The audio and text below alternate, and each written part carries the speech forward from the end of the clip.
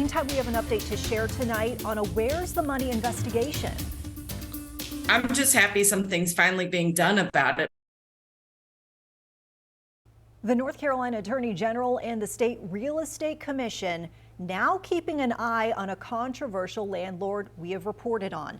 This property owner has a history of holding on to the security deposits of college students and then billing those students thousands of dollars in extra fees after they move out. Yeah, and that crackdown from state authorities is in direct response to a joint investigation that we did right here at WCNC Charlotte and our colleagues at WRAL News in Raleigh with us. You'll remember last week we told you about the whopping $23,000 bill that a landlord recently sent a group of roommates. Most of those fines tied to a beer pong table that she just didn't like. Now she's pledging her changes here with this approach that she's been having with these student tenants. Our Nate Morabito, however, discovered college students aren't the only ones saying this woman is taking advantage of them. Months before the landlord sent some NC State students a $23,000 bill, a woman with a disability who relies on a service dog filed a formal complaint against Lisa Eustathiou tied to a home in Greensboro, telling state regulators the property owner kept more than $1,000 of her money and then cut off all communication. Whether near NC State, In my opinion, she's a financial predator. or UNC Greensboro, I was extremely distressed, yes. a growing number of renters Most distressed I've been in my life. are sharing their horror stories about landlord Lisa Eustathiou. And not all of them are college students. Who's that?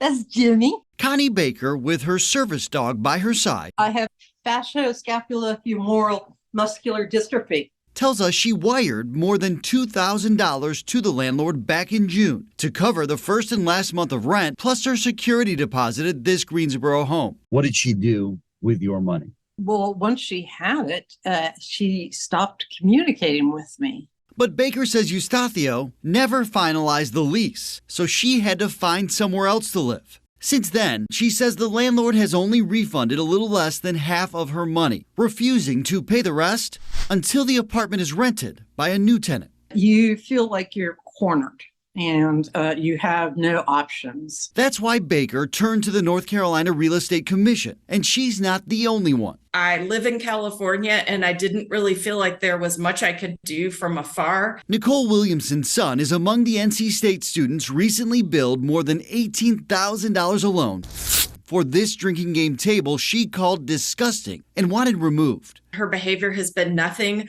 but unethical. Appalled by our reporting, the NC Real Estate Commission urged those roommates and other former renters to file complaints. The Real Estate Commission has accepted a group complaint from all of us. The commission has now opened an investigation. I personally think she needs to lose her real estate license. The Attorney General's office also encouraged tenants to file complaints, and in recent days mailed Eustathiou a letter noting her concerning charges and giving her 15 days to explain how those fees are proper under the lease and applicable North Carolina law. Where in the law or in the lease allows you to charge them for that? We now know in the days after we started questioning Eustathiou about that bill for $23,000, she drafted a revised bill delivered in recent days, totaling roughly $4,700, reducing a cleaning fee and removing all charges tied to that drinking game table, but adding additional charges. Now, through her attorney, she's made it clear she has no present intention of going after student tenants for amounts in excess of the security or damage deposit.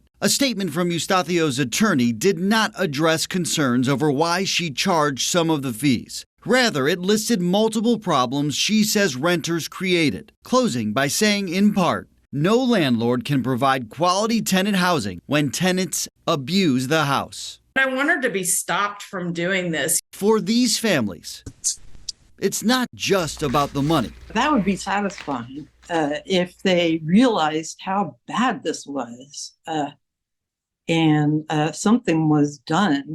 It's about protecting others in the future. Baker moved to Greensboro to be closer to her mother. First, she says she lost some of her money. Then her mom died unexpectedly, shortly after she found her current apartment. Nate Morabito, WCNC Charlotte. So many layers developing with this story. And it's really important to mention that the original story that kind of kicked all of this off came because someone trusted us with a tip. In fact, someone reached out to me personally and told me about it. I turned it over to our Where's the Money team. And of course, we see all the dominoes that start to fall. But folks should feel free to reach out to anyone, me, Colin, Nate, anyone that you feel comfortable with on our team. We're here for you. Yeah, sharing your tips and your story can lead to actual change and then solutions. And of course, that's our job, and that's why we do this job. All that being said, if you have something that you want our team to investigate, and I know we say this a lot, but it's easy to do. Send us an email to money@wcnc.com.